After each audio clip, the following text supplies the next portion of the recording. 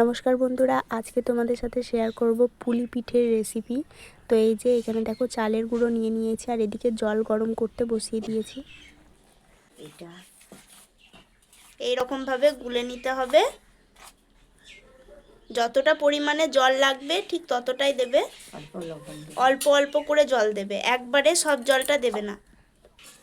আর এর মধ্যে সামান্য পরিমাণে কিন্তু লবণ দিয়ে নেবে।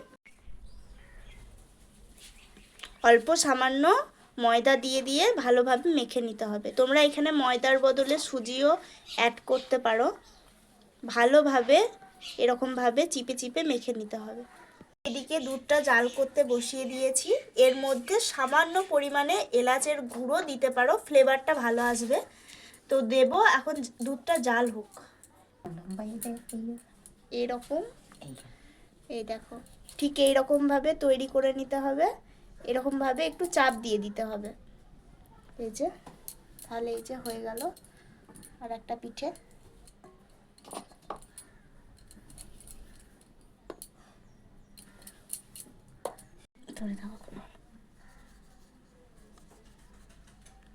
আর একটা এরকম ভাবেও তৈরি করে নিয়েছি। দুই রকমের পিঠে করব, তো দুই রকম শেপ তৈরি করে নিয়েছি। এরকম সামান্য অল্প পরিমাণে নিতে হবে, দিয়ে এরপর এরকম ভাবে লম্বা করে, এই যে, তো এই যে দুই রকম ভাবে আমি সব পিঠেগুলো তৈরি করে নিয়েছি। এই যে এইরকম, আর এই যে এটা কিন্তু দেখতে খুব সুন্দর লাগছে।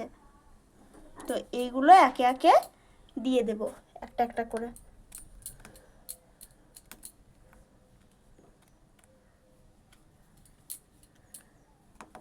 এগুলো দুধের মধ্যে ছেড়ে দেওয়ার পর এরকম ভাবে নাড়তে থাকবে, তাহলে একটা আর একটার সাথে লেগে যাবে না।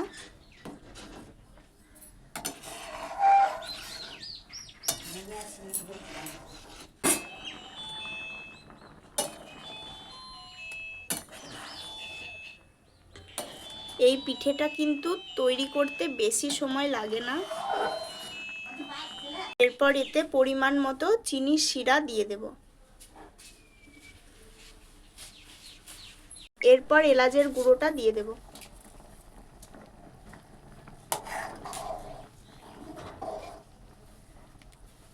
বেশ কিন্তু ঘন হয়ে এসেছে, আর খানিকক্ষণের মধ্যে কিন্তু এটা তৈরি হয়ে যাবে।